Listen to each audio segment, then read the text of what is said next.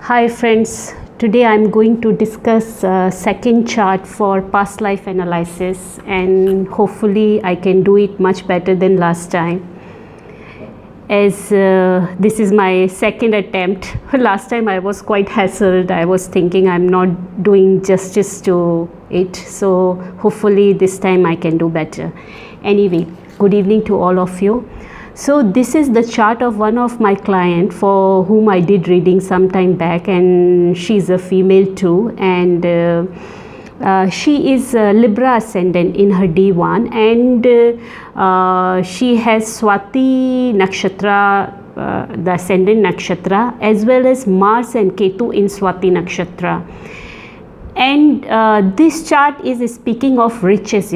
She is a very wealthy woman, because Swati Nakshatra is, first of all, speaks of wealth. Then her ascendant lord is Venus, which is in Purva Bhadrapada, Jupiter Nakshatra, and her Jupiter is exalted, though it is retrograde, but it is exalted in the 10th house of profession. So her profession is definitely, she works as a counselor, as a coach, as a guide.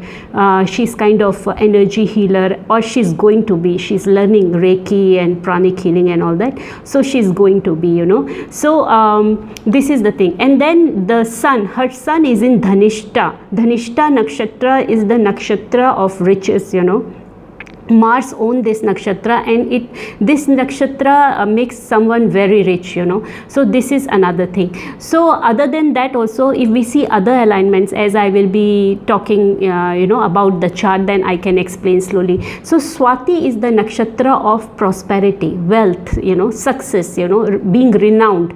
See, every nakshatra have two levels, one is lower level and one is the higher level. When we are talking about the soul, which is going through lower level of any nakshatra, whether it is Swati or it's Bharini or it's Ashlesha, the characteristics are different. But when the soul gets evolved, the characteristics changes. So first we see the chart for present life reading. So if we see that she's very wealthy person, and the relationships matters a lot to her, because Rahu in 7th house, and that too in the sign Aries, and in the Bharani Nakshatra, Venus Nakshatra, and Venus is sitting in the 5th house of romance, So relationships matters a lot to her, but she is emotionally detached from her relationships. Why? Because Ketu is sitting with Mars. If it was only Mars, she would have been highly passionate, highly sexual person. But Ketu is making her aesthetic, what they say, ascetic. Yeah, I mean someone who is detached. She has to be in a relationship because it's emotional comfort for her. But she's not physically she's not highly sexual person. In fact, Swati is the nakshatra of sexuality, because it has characteristics of Rahu and Venus both. Swati is the nakshatra ruled by Rahu, and it is in Libra, in the middle, I think 6 degree 41 minutes it starts, and it goes until 21 degrees. So it is in the middle, and Saturn is exalted in this nakshatra. So this nakshatra have on the higher level, the Saturn takes over, so this becomes a very karmic nakshatra. But on the lower level, it has lot of qualities of Rahu, like manipulation, unbridled passion, uncontrolled sexual desires. This one is this is Vayu. Swati is Vayu, so it's everywhere. So on the lower level, it talks about being sharp, which can hurt others, very self-centered people. When the soul is not evolved, we are talking about someone who is very self-centered, who is very materialistic, who is very, there is a Sanskrit name for it. 1 minute, I tell you the Sanskrit. What they call it? Mriga Vyadha. In Sanskrit, it means the hunter of a deer. indirectly what sages are trying to say, someone who is flirtatious and who like to have an affair with innocent young damsels, so deer is basically indicating the young damsels, very young girls, innocent girls, so this is the on the lower level, the qualities of Swati, like someone who can't be controlled, someone who is very fickle, very impulsive, someone who can't be controlled by anyone, who can't be confined, very materialistic, but on the other hand, it is a it has a very highly karmic qualities, because it is controlled by Saturn, so when it goes to, when a evolved soul is in Swati Nakshatra, it will become, it stands for Vairagya, Vivek, Dhairya, Pran, and Samarpan, Bhakti Bhav, Shraddha, all these things. So there are two mythological stories regarding Swati Nakshatra, which I tell you, then I will start the past life reading, See, at one time, Lord Brahma, the creator of this universe, God, he invited all the Navagrahas, and he asked them, according to each of them, which is the most powerful nakshatra in this universe, So everyone suggested their own exaltation point nakshatra, like sun said Ashwini is the most powerful, the moon said Kritika is the most powerful, this one, Mercury said that this one is most powerful, Hasta is most powerful, etc. So all of them spoke for their own nakshatras, So when Saturn's turn came, Saturn said, told God that though, you will think I'm biased, but I'm a judge and I'm very unbiased, and I will still say that Swati Nakshatra, where I exalt, where I'm Uchka, it is the best nakshatra in this universe. The God knew why he is telling that, but he still wanted to know from his mouth. So he asked him that why you are saying that it is the best nakshatra in the universe, it's the highest order, divine order. So he said, nobody has these qualities which Swati have. You see, the bird Chetak, or Papiha, or what they call it in English is this the hawked cuckoo, it waits for monsoon rain, when the moon is in Swati Nakshatra, and it sits down for long time, it sits for long time with its beak open, to so that the first drops of rain, monsoon rain, drops in its mouth, and it just have faith, dhairya, patience, and it has the wiseness that by letting go of everything, vairagya, he will achieve divine favor, So it waits there, and the samarpan means total surrender.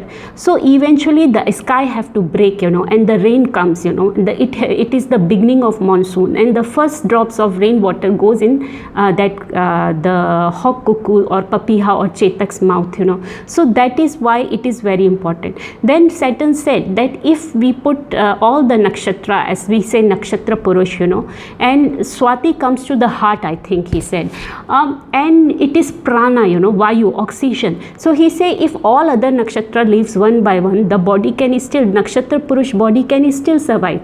But if Swati leaves, means prana leaves, the body, all other nakshatras cannot survive.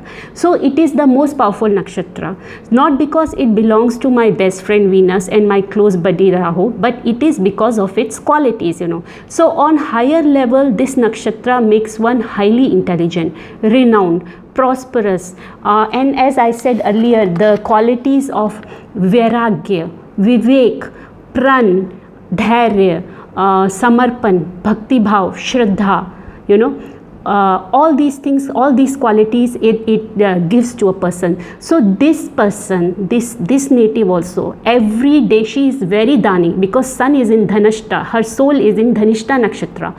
So she donates a lot. She is very big-hearted person. She is very kind. She does counseling for for women and children who have suffered in life. And she does meditation every day on one leg for hours. She just wants God's help. Because she has suffered so much in this life that through her surrender and through her faith, she wants to get divine favor, and she will achieve it. So this is the story of Swati. There are many other stories, but this is one of them, you know. So it tells the nature of this nakshatra. Now if we see for this life, she is a counselor, she is a coach, you see. But Punarvasu Nakshatra, she has gone through lot of deception in life, and she comes out of one problem and she get back into another similar type of situation, and she suffers again. Her own people have let her down. Punarvasu is the nakshatra of Lord Rama. Lord Rama moon was in Punarvasu Nakshatra. So it indicates of no unhappiness in married life, you know. It indicates of unfair treatment by one of the parent, you know. It also speaks of going away from home, you know, for a long time, like prodigal son or prodigal daughter, and then come back after many years and look after parents, you know, and extreme sufferings. She also she was also sent by her mother, father to her uncle house or someone's house, and she came back home after a long time, like few years and all that. By that time the mother got detached from her. So you see her moon, the mother, is in the 8th house, you know, in the nakshatra Kritika, where moon is highly exalted. So very beautiful mother. The mother is very beautiful. But Kritika Nakshatra is again a very violent nakshatra. Kritika Nakshatra is also very sexual nakshatra. So I knew she has gone through some sexual abuse. So when I asked her, I said, have you gone through some sexual abuse? Your chart indicates that. She said, yes, she has. She has gone through sexual abuse. Now when I will talk about the past life and all the events of her life, few events of her life, I will explain why, how I got to know. See, the thing is, the moon is in Kritika Nakshatra. Kritika Nakshatra is the nakshatra where, you know, Agni saw during a religious ritual, Agni saw the wives of 7 sages, the 7 wives of 7 sages, and he was like totally head over heels in love with their beauty, you know. He fell head over heels in love with them, you know. So he impersonated as their home fire, you know, cooking fire, and he was looking at them like peeping Tom, you know. So after some time he realized that it is very wrong of him to do such a thing, and he leaves them, you know, he goes away. But Swaha, who was head over heels in love with Agni, took advantage of this situation. When she impersonated as the sage Angrasya wife Shiva, and she goes to him, Agni, and she says that you know, I am Shiva, sage Angrasya wife, and you can fulfill your desires with me. So the Agni and Swaha both had a relationship, and then Swaha took his semen and she go and dump it near a hillside, you know, and like this she impersonate six wives of 6 sages, you know. But the 7th one, sage Vashishta wife Arundhati, she can't impersonate because her devotion, Arundhati's devotion for her husband was too strong. But all the semen was collected, you know, of Agni in that hillside, you know, somewhere near Ganges or somewhere at one place, you know. So when the sages come to know about this deception, they got very annoyed and they divorced their wives, you know, 6 of them. So they became 6 Kritikas. Now Tadka was one, you know, that Tadka was one of the demons, and she was creating havoc in the universe, you know. She was troubling Devas a lot. So all Devas went to Kamdev, you know, an angel of love, Cupid, and they requested him to get Lord Shiva's semen, you know. So Kamdev got it also, but Ma Parvati got very annoyed, the semen of Lord Shiva, so that a child can be formed and that child can kill Tarka, you know, the demon. So Lord Shiva said that now Parvati is very annoyed, so she will not carry the child, and so Agni said that he will carry the child. But because of curse of Ma Parvati, he couldn't, you know, he couldn't carry it. So he has to give the semen away, you know. He couldn't keep the baby in the womb. Then the Ma Ganges, she said she will keep the baby in her womb. But because of the curse of Ma Parvati, she also couldn't. So finally they took the Lord Shiva's semen and they dump it in the same place where the Agni semen was there. So the combination of these two seeds, you know, the Agni seeds and the Shiva seeds, Lord Kartikeya was born. So when Lord Kartikeya was born, he was, you know, howling and all this. So these 6 Kritikas went there to feed him, you know. They took pity on that child. Actually, they went there to kill him, you know, because he was like monstrous, you know, but they took pity on this small child. So they adopted him. So whenever the Kritika Nakshatra moon comes in Kritika, often I see that the children are adopted. So I asked that if she has a child adopted, most likely a boy, you know, adopted son she has, and she said yes, because in her Leo also there is Uranus, you know. So Uranus also in 5th in Leo gives this kind of situation, you know, that child come to life in unusual manner. And before that I asked her if she has 2 children, 2 girls. So she said no, she doesn't have girls, but 2 of her children died in her womb. So this could be the reason, you know, why the children didn't come through. And she has in Leo Pluto also. So Pluto and Uranus in 5th house. In Purva Falguni, Pluto, Venus, you know, Venus, so in the 5th house, or Venus is sitting. So the children, it affected her children. She couldn't carry her children, but the sun survived because moon is in Sun Nakshatra. Kritika is Sun Nakshatra. So the Kritika is basically male, you see. So the male child, the foster, the godmother she is to a one male child or adopted child, that one is with her. So this is the scenario, you know. So then this Rahu is in Bharni Nakshatra. Now Bharni Nakshatra again speaks of unfair treatment by parents and sexual abuse, you know, in childhood. There is this is not a very I mean it is about death, rebirth and transformation, all this, and it is the nakshatra of Yama. It brings death kind agony to a person, and it is in the 7th house of relationships, you know. So basically when I said that you have gone through some sexual abuse or some sexual trauma, and your private parts must be hurt, because Kritika is it's a Kata nakshatra, you know, so it's a very violent nakshatra. So she said yes. And then she said her father sexually abused her when she was a kid one time, and her uncle, father's brother, abused her once, you know. So 2 times she got abused by one father, incest, you know. So the thing is, the incest theme is going on here, you know. Then she has a pacemaker in her heart, you know. So if you really see the Pluto and Uranus in 5th house, you know, Purva Falguni and Uttar Falguni, you know, nakshatra, and they are connected to 5th house here. Venus and Sun are sitting in 5th. So her heart, this Pluto, wherever it sits, it gives, you know, destruction, destroys, you know, death-like situation. So her heart is a weak heart, you know.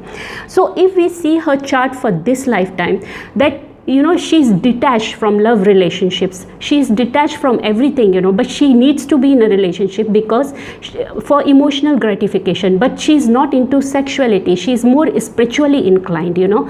And now if we see, now she is turning 50, you know, and going to be in few months time, and Saturn is coming in Sagittarius, it's Saturn return. So the times are changing, and the 3rd house is higher octave of 8th, it's endings and new beginning, sign Sagittarius. So now I told her that new life she will start, a romance will come, passion will come in her life, you know. And it is also the 3rd house is about change, you know, transformation, change, because it's higher octave of 8th, you know. So exactly when Jupiter came in Libra, that transformation started. She fell in love passionately with her fiance, you know, and now she is feeling very much in love, and she is very passionate about him, and this is new feeling for her. So this transformation is coming. If we see here also in her D60, she has in 9th house, 5th house is actually romance, house of romance, Saturn is coming there. So in next 2.5 years she will be transformed. Till now she has lived a very sad life because of her karmic settlement, which I am going to speak about now. But now her life is going to turn around. So you see what happened is that, you know, she was in past life. When we are talking about this life, we will say Mars and Ketu is detached, you know, I mean detachment from sexuality and all that, because Ketu has come with Mars, though she is Manglik, so her married life will not be happy. But if we look at what Ketu is bringing from past, so in past life She was a flirt, she had many relationships. This soul had many relationships in past life, most a male, a male soul, a male. This soul was in a male body, and it was very successful, rich, wealthy person. The wealth came from family also, and the person has like he had many relationships, because if you see in the when you will turn the D60 to 12th house to first, all these planets will go to the 6th house, and the 7th house Mars will come in Shravana moon nakshatra. So he was married. The Mars comes to 7th house, so he was married, but he had so many mistresses, and he had females, so many relationship with females, so many of them, so his married life suffered a lot due to extramarital affairs, because 6th house is the house of sahapatni, so basically in past life he was flirtatious. And if we see sun is in the nakshatra of Dhanishta. Dhanishta nakshatra is the nakshatra which speaks of a great soul, like her father was, he was a great soul, because he used to donate a lot. He was a very rich man. As I said earlier, he did all the good deeds, but only one thing he did wrong, that was he violated her, and he died exactly at the age of 52. 5 plus 2 is 7, Ketu number, and exactly 16 months into her marriage, So what happened? I mean, he pushed her to her next pending karma. What happened actually? See, sun is in Dhanishta, Mars nakshatra.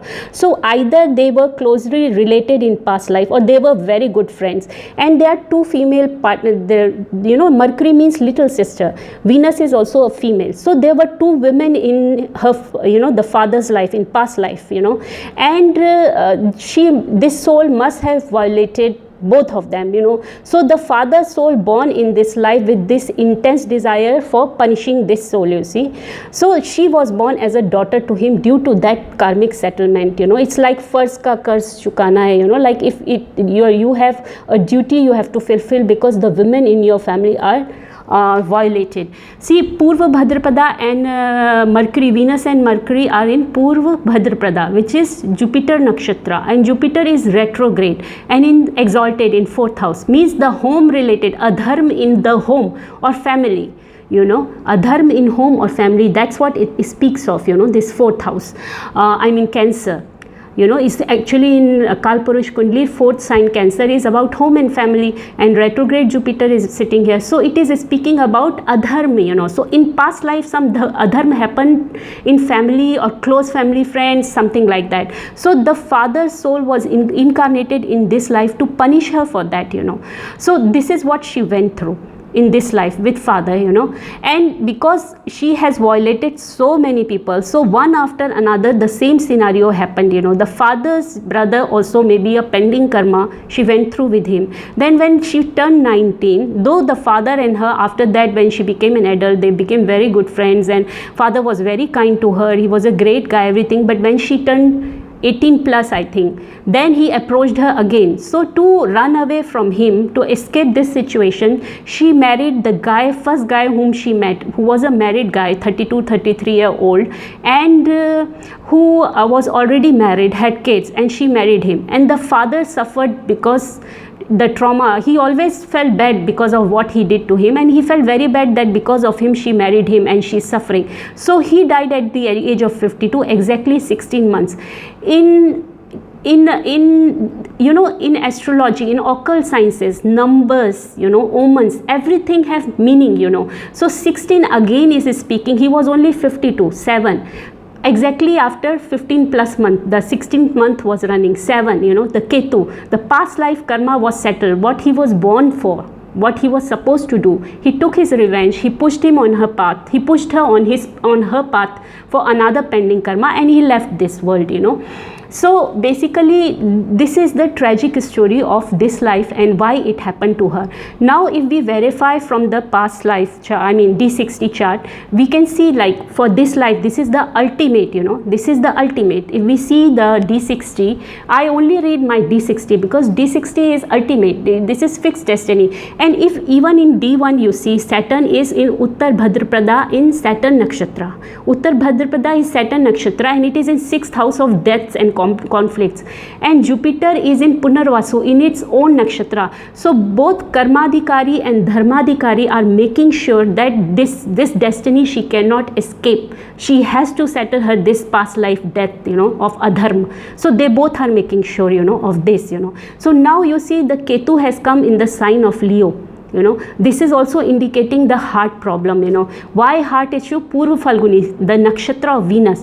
Venus is where? In the 5th house. Because of all these relationships issues, she has suffered so much, her heart is suffering. So Rahu is in Moon nakshatra in 7th house. So the thing is, the Moon, her emotions, the emotional gratification she gets is from relationship, but not from sex. She is not sexually inclined. She wants emotional gratification. She wants love. She wants comfort, cuddle. So when we turn it to the make it past life chart. So the ascendant 12th sign come to the ascendant. So their retrograde Uranus is sitting with Ashlesha. Retrograde Uranus is what? Intense divine will. Ashlesha Nakshatra indicates what when it comes here? That in past life this guy was very intelligent, very unusual, very unconventional, highly sexual, very fickle, very flirt, and it comes here. How was his marriage? Mars comes here in Shravana. The mother selected the women, beautiful women, very motherly, nurturing, but the Mars is there. Married life had issues. He was highly passionate. How many mistresses he had other than his marriage? You can see, this is the number of planets. It's here, and he had relationship with his friends, because the 11th here. And another thing, the Gemini and Virgo is burnt for her, dugd for her. So you see the sign Gemini here is for 9th house sign, So the father situation is dugd for her, and 6th house, the 12th house of, bed pleasures, of hospitals. She has many head injuries, she's suffering, and her Mars is so bad. And I told her, your house number or your house is south facing. What is your house number? The house number is something like 71 or something comes total, 81 or something comes to 9, Mars number. And I think probably she didn't check, but I told her your house must be south facing also. So you see, all the planets are making sure, Ketu is making sure that she fix her destiny also. So these two signs, this is the sign again. 3rd house is the sign of lust also, and it is about younger siblings also, is burnt for her. Why it is burnt for her? 12th sign you see here, this is also Virgo, which is burnt for her. It is also about mistresses, not only about healer and healing, conflicts and mistresses also. Now when we put the 4th house here, I mean the 12th sign in the first we put, the Gemini goes to 12th, So in past life when the soul exited from this world, the Gemini related issues, the younger siblings, so the relationship with the women, who were much younger than him, who were like siblings to him, some of them also he had with them. And the mother was very supportive of him, and her, she was a healer probably, because in Virgo, and she spoiled him, because this is the burn sign for her. Here also you see the moon situation in 8th house, so here also you see, there also it is in Kritika Sun Nakshatra, here also it is in Uttar Falguni Sun Nakshatra. So though she was connected with father, but she was also supporting her son, and the mother is the one who spoiled him, So in this life also her mother has suffered a lot, So basically again we see the mothers, they forget that their sons are, doing nonsense, and they are not supposed to support them, because when we leave this body, we have no relationship with another human being. Atma's connection is with Paramatma only. We should always do the right thing. If our own people are wrong, doesn't mean we have to support them. We have to only support the right. This is what our souls have to understand. This is theory of karma. I read one of the book of Dr. Brian Weiss or Dolores Cannon, I don't remember, but in that also there was one person who had lot of chest pain, and he came to the hypnotherapist. So when they went through his past life, he saw his three jans, you know. In first life, he was working for Hitler army, and he killed many families, you know, and were small children. He burned them to death, you know, and he is smoking cigarette. He saw himself with his, you know, all other army friends, and he is laughing, you know. In his second lifetime, he saw that he is a Polish woman, and his home is attacked by the opposite side army, and they are taking away his 3-year-old toddler child, and she knew she is seeing him last because they are taking him for fun. They are kicking him, he's toddling away, he's crying. She knew she will not see him again. So she felt the intense trauma, she felt the intense pain for that child, you know. So she suffered the pain what she inflicted on others in another lifetime.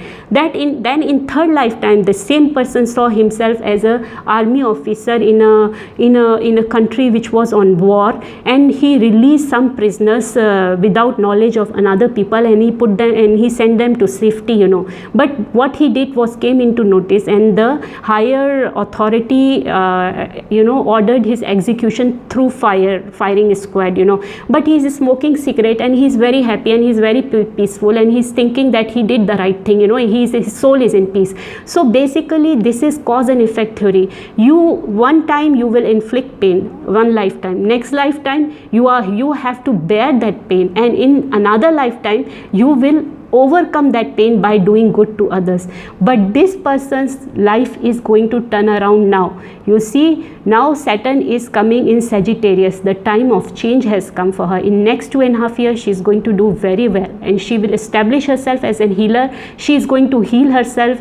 She is engaged to a very nice guy, and the two girls who belong to her fiance, you know, the mother have passed away of cancer. She is mother to them now. Probably these are the same two girls whom she violated in past life. So now she will receive healing by being mother to them, you know. So this is theory of karma. I hope you like this video, and if you do, please give me a like and subscribe. Thank you. Take care.